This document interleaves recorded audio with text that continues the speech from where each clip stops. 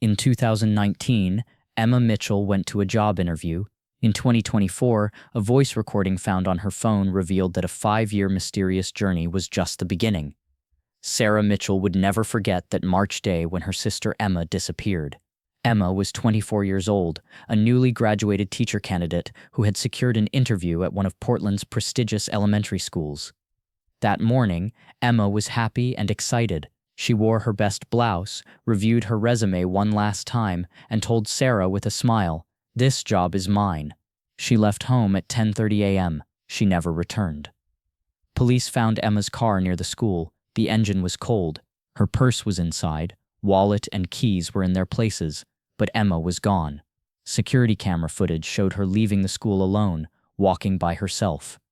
5 years passed, and this was just the beginning. March 19, 2019, Tuesday morning. Spring was slowly arriving in Portland. New leaves were beginning to bloom on the trees. Sarah Mitchell was having her first coffee of the morning at the real estate office when she received a message from Emma. "Big day, interview at Roosevelt Elementary at 11 a.m. We'll celebrate afterwards." Emma had just graduated from Portland University and had dreamed of becoming a teacher since childhood. Roosevelt Elementary was also one of the city's most prestigious schools. Sarah texted back, "Good luck, honey. If you get the job, dinner's on me." But Emma didn't come home that evening. At first, Sarah wasn't worried. Maybe she was celebrating with friends, but by 10 p.m. she still hadn't heard anything.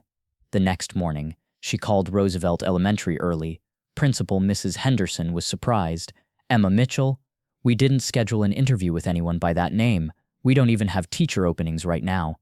Sarah's blood ran cold. Where had Emma gotten this interview?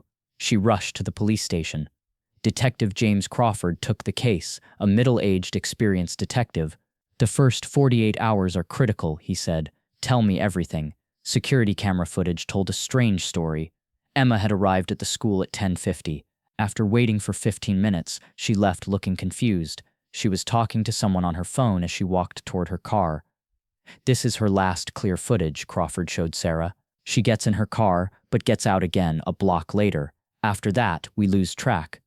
But what was truly mysterious was what they found on Emma's LinkedIn profile. The fake interview email had used Emma's profile information in great detail. It seemed like someone had been monitoring her for a long time. The first year, Sarah went to the police station every day. Crawford and his team conducted a comprehensive investigation, but the hard facts were these. Emma's phone had last given a signal near Roosevelt, then disappeared completely. Email history on Emma's computer was examined. The fake Roosevelt email was professionally crafted, but technical analysis showed the IP address came through a VPN. The trail was untraceable.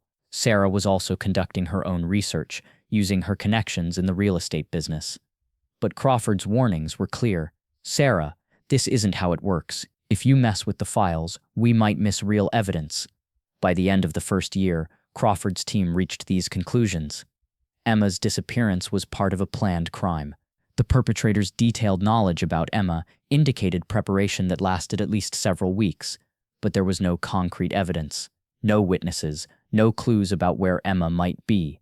In cases like this, Crawford explained to Sarah, the first 6 months are critical. Now this is starting to become a cold case. Sarah's world collapsed. Cold case meant Emma's file would be archived, but Sarah wouldn't give up. She just needed to change her approach.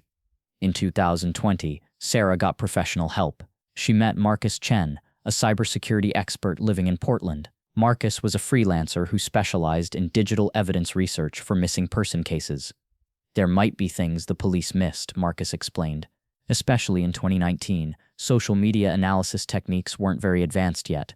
Marcus reanalyzed Emma's digital footprints from the last 6 months. LinkedIn, Facebook, Instagram, email accounts, and he discovered a pattern. In the last 3 months, 15 different accounts had viewed Emma's LinkedIn profile. Most of these accounts were fake profiles, stock photos, minimal information, only a few connections. "This is profiling behavior," Marcus explained. Someone had been watching Emma for a long time, learning her habits. Even more interesting were the location details in Emma's Instagram stories. Emma regularly went to the same cafe, the same park path, the same bookstore. This information was shared publicly. The hunter had memorized Emma's routine, Marcus analyzed. The Roosevelt email was just the final step. The real preparation lasted for months. In 2021, Marcus made another discovery. When he researched other young women who had disappeared in the Portland area in the last 5 years, he found a similar pattern.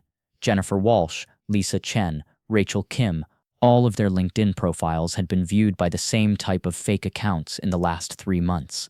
This is a network, Marcus explained to Sarah, not one person, an organized group. But when this information was taken to the police, new problems arose. Crawford had retired in 2020, and the new detective Lisa Torres wasn't as familiar with the case. These are speculative findings, Torres explained. They wouldn't be accepted as evidence in court. We need concrete proof. Sarah was disappointed, but Marcus gave her hope. Nothing is completely deleted in the digital world. We just need to look deeper. In February 2024, an unexpected discovery was made while Emma's old phone was being repaired. The technician found a 3-minute voice recording among deleted files during data recovery. Marcus conducted detailed analysis on this recording. It was Emma's voice, but it was recorded on the day she disappeared. And there was another voice in the recording, a low, calm, controlled male voice. "Hello, Emma. Now we can begin your education." Marcus focused on voice analysis, background sounds, acoustic characteristics, speech patterns. And he made a surprising finding. This recording wasn't made in an open area, Marcus explained. It was in an enclosed space, probably a basement or garage-like place, and there's very faint traffic sound in the background. While working on the location of the voice recording, Marcus re-examined the 2019 cell tower records. The last signal from Emma's phone had cut off 3 miles from Roosevelt School in the industrial district. When they took this information to Detective Torres, there was finally a police development. Torres pulled up a list of empty buildings in this area and started a systematic search with the forensics team. But in 2024, 5 years later, not much evidence remained. Buildings had changed hands, been renovated, some had been demolished. "I'm really sorry we're so late," Torres explained to Sarah. "If we had done this analysis in 2019, maybe we would have had different results." Sarah's anger was growing, but there was also a glimmer of hope. The voice recording was concrete evidence, and as a result of Marcus's technical analysis, they had started working on the identity of the man in the voice recording.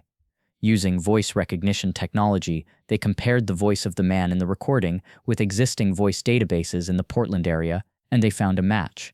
David Peterson, 52 years old, a former teacher. He had been fired in 2018 for inappropriate behavior with students, but finding Peterson would be a new challenge. When Detective Torres investigated Peterson's background, a disturbing pattern emerged. Peterson had worked at different schools for the last 15 years, but each time he was fired for inappropriate behavior with students. Peterson's current address wasn't in the records. He had been living off-grid since 2019, no banking records, credit card usage, or official residence address. At this point, the FBI stepped in. Agent Sarah Kim took over the case and declared Peterson a person of interest. "Finding suspects like this can take months," Agent Kim explained, "especially if they've systematically covered their tracks." 6 months later, in August 2024, Peterson was caught in rural Oregon. He was living in a small town using a fake identity, but when Peterson was arrested, he refused to tell Emma's whereabouts. "I won't talk about this," he said through his lawyer. And worse, no evidence related to Emma was found in the search of Peterson's residence. The legal process began. Peterson was arrested for using a fake identity, but there was no direct evidence linking him to Emma's kidnapping. Although the voice recording was important evidence, Peterson's legal team argued that it was without context and would create reasonable doubt. Sarah's hopes were crushed again. After 5 years, Peterson had been found, but Emma was still missing. In 2025, Peterson's case is still ongoing. The legal process is moving slowly, with Peterson's lawyers continuously filing motions for delays. Emma still hasn't been found. The FBI's investigation continues, but there are no concrete developments. Sarah is now 37 years old. She has dedicated the last 6 years to searching for her sister. She quit the real estate business and became a missing persons advocate. She works with other families, dealing with similar cases. "I haven't found Emma yet," Sarah explains in an interview. "But what I've learned is this: cases like this can take years. and sometimes they may never be solved. Marcus is still doing digital research. He's working on Peterson's network, looking for connections to other missing cases. Detective Torres keeps the case active, but resources are limited. New missing person cases come to Portland every month, Torres explains. Emma's case is a priority, but it's not the only case. Peterson maintains his silence in prison. He gives no statements through his lawyer.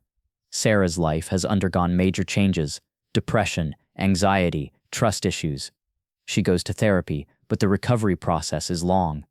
Some days I feel normal, she says. Some days I feel like I did on the first day I started looking for Emma. Emma's friends and family are slowly trying to return to their normal lives, but Sarah continues. People tell me let it go now, Sarah explains. But Emma is my sister. She's somewhere out there, and I'm going to find her, however long it takes. And perhaps most importantly, Sarah's story isn't just about Emma anymore. She has become a role model in missing persons advocacy. Other families draw inspiration from Sarah. Is this story over? No. Emma is still missing. Peterson still won't talk. And Sarah is still searching. Some real stories don't end with a clear conclusion, but hope never ends. This is one of those stories, Emma and Sarah's story. And maybe one day, that phone will ring, and Detective Torres will say, "Sarah, we found Emma." Until that day comes, the search continues.